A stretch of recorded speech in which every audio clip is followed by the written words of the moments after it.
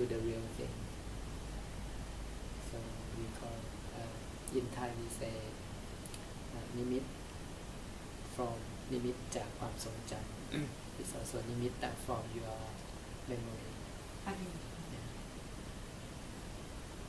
This can be in this life or in any life.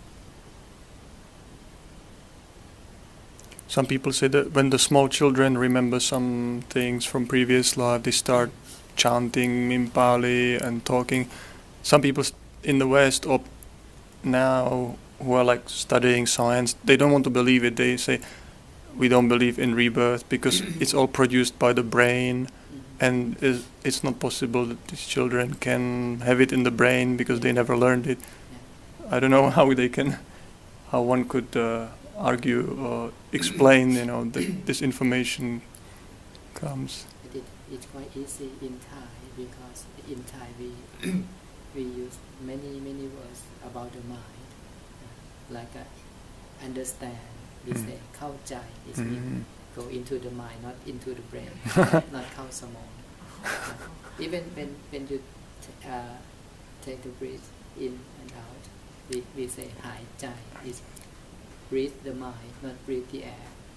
It means หายใจ is linked to the mind. So in my culture, I think we live our life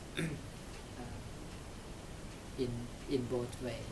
Not only so like the breath is not just to maintain the body, but it also to improve the mind. So we call หายใจ. It's all about the mind. So when we use the word mind more than brain, so it's easier to explain about how the children could remember something, because it's not remembered from the brain, it's in the mind. Like many young boys could tell about something that they never learned for that brain, but they have learned in their mind. Like the Buddha when he was young, or when many in jataka, that they could learn a lot of things.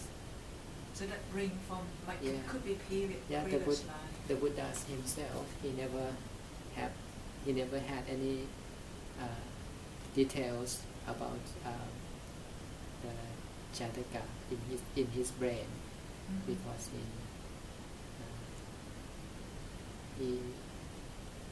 he born in the Brahmin's family, in the Hindu family, so he have nothing about Buddhism before, but in the mind they have the quality already. He has the quality. So better to talk more about the mind, not the brain. So about the previous life or about the previous experience, better to talk about the mind, because it's already the quality of the mind. Yeah, that's really a matter of language and using the right language, because now in the West there's a lot of, in the Buddhist circles, they try to combine it with this neuroscience and brain research, and they write books about it. Like there's one book called The Buddha's Brain, or how to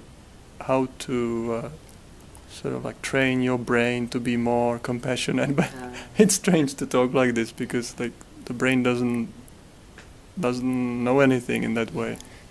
It's like mixing up two different levels of reality.